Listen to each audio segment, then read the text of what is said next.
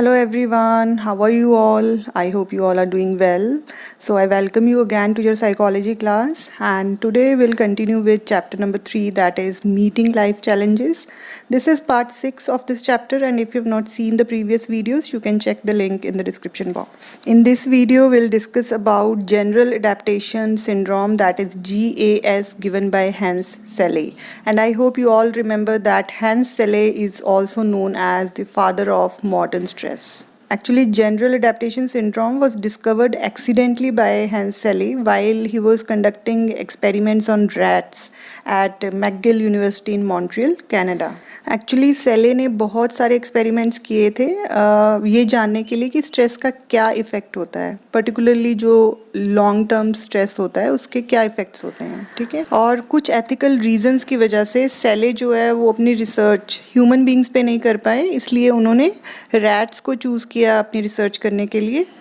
And Selye exposed these rats to number of stressors such as high temperature, X-rays, insulin injections, electric shocks, tying their legs together for around 24 hours, giving them bacterial infections and pulling their tails.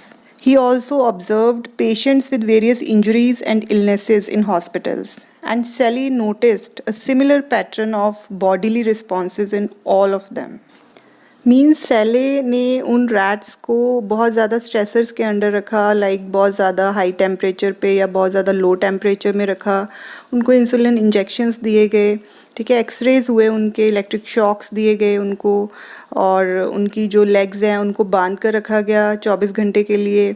Alright, bacterial infections उनको दिए गए and उनकी जो है tales वो खींची गई।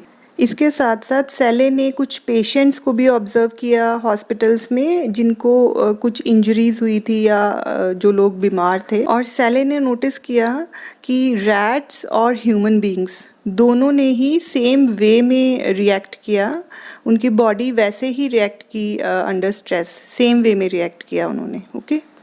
So Selye termed this collection of responses or reactions as general adaptation syndrome, that is GAS, a three-stage set of physiological processes which prepare or adapt the body for danger so that we're ready to stand a better chance for surviving it compared to if we remain passively relaxed when faced with a threat.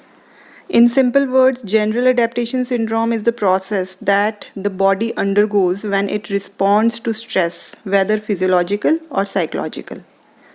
मतलब इस model में ये बताया गया है कि हमारी body कैसे रिएक्ट करती है, कैसे रिस्पॉन्ड करती है जब हम लोग स्ट्रेस में होते हैं, चाहे वो फिजियोलॉजिकली है या साइकोलॉजिकली है, ओके। और सेले ने इस प्रोसेस को 3 स्टेजेस में डिवाइड किया था, that is the alarm reaction stage, the resistance stage and the exhaustion stage.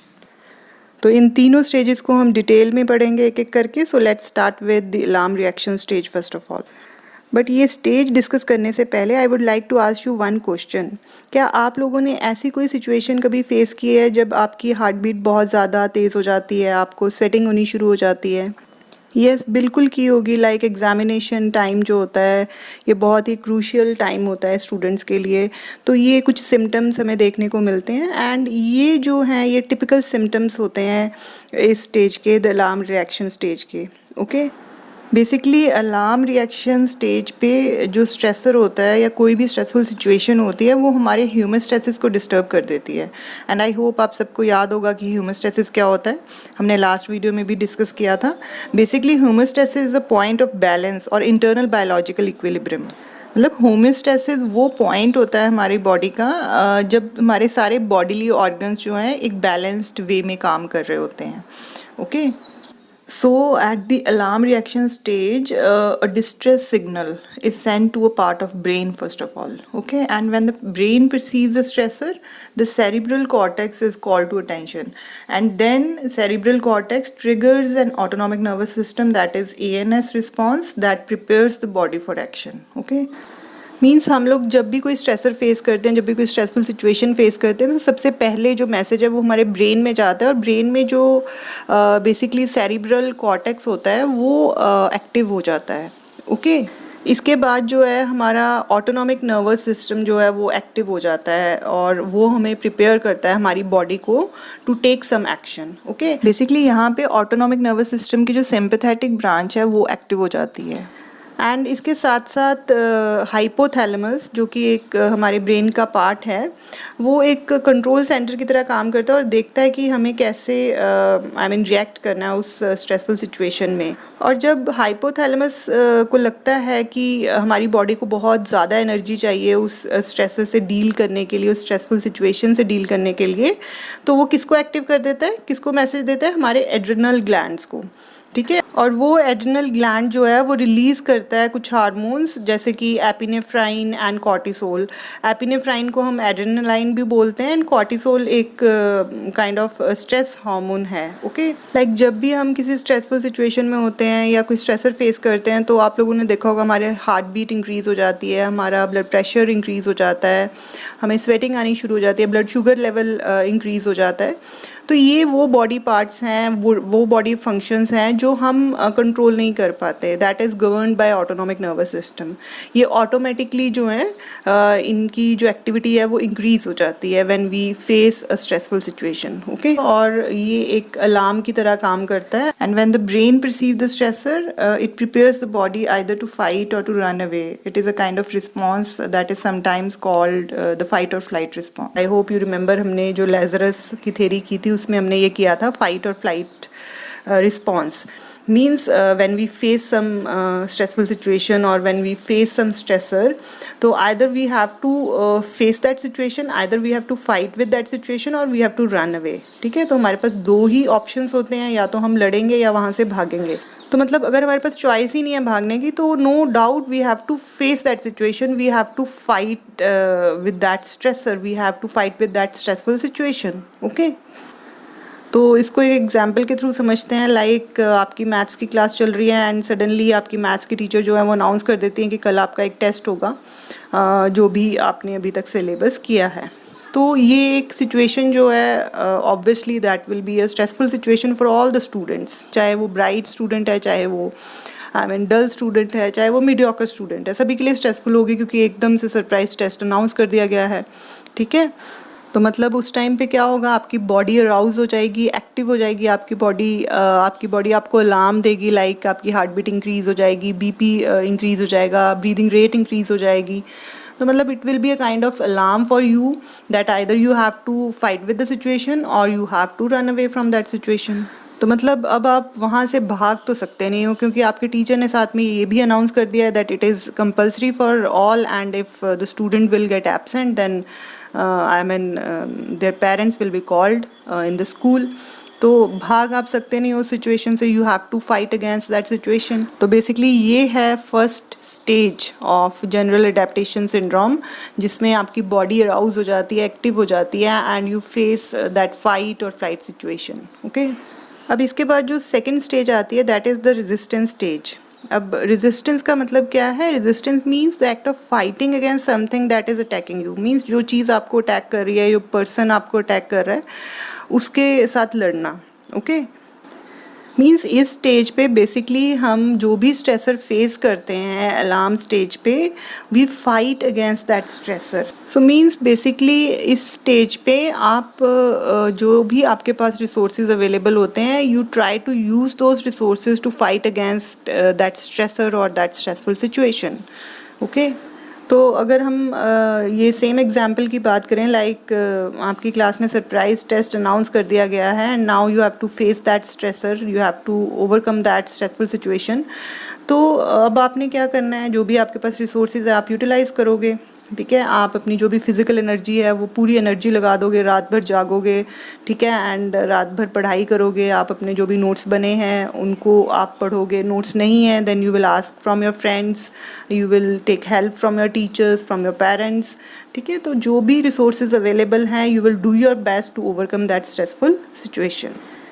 So it means basically after the initial shock of a stressful event and having a fight or flight response, the body begins to repair itself. It releases a lower amount of cortisol and your heart rate and blood pressure begin to normalize. Means आपने stressful situation face की, आपकी heart beat increase होगी, blood pressure level increase हो गया, breathing level increase हो गया। तो मतलब अब आपने फाइट एंड फ्लाइट रिस्पॉन्स आपके सामने आया, आप वहाँ से भाग नहीं सकते, but you have to face that situation. तो मतलब जब आपके पास कोई ऑप्शन ही नहीं है, आपको वो सिचुएशन फेस करनी ही करनी है, तो आप क्या करोगे? Obviously you will try to adapt to that situation, okay, you will try to adjust to that situation, right? तो आपकी बॉडी जो है नॉर्मल होनी शुरू हो जाती है। Like you don't have any choice, you have to fight against that stressful situation.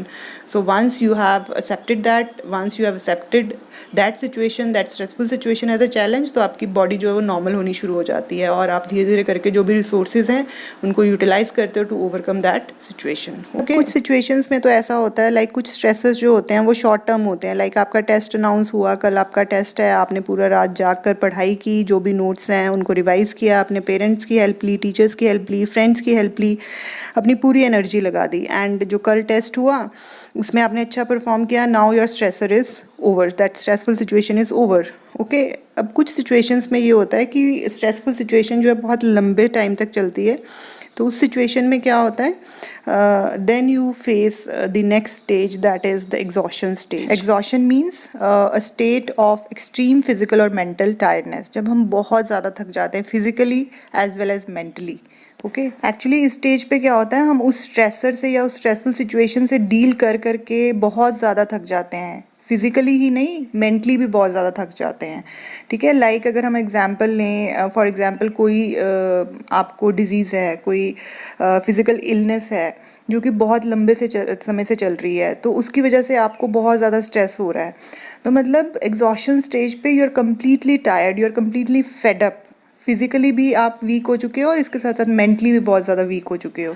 Actually at this stage the body no longer has the strength और resources to fight the stress. मतलब इस stage पे आते आते हमारी जो भी physical energy है वो ख़त्म हो चुकी होती है और इसके साथ साथ जो भी हमारे पास रिसोर्सेज अवेलेबल होते हैं वो भी ख़त्म हो चुके होते हैं एक तरह से, ओके? मतलब हम रिकवर ही नहीं कर पाते उस सिचुएशन से, वो स्ट्रेसर इतना ज़्यादा जो है वो सीरियस हो जाता है कि we are not able to overcome that, alright?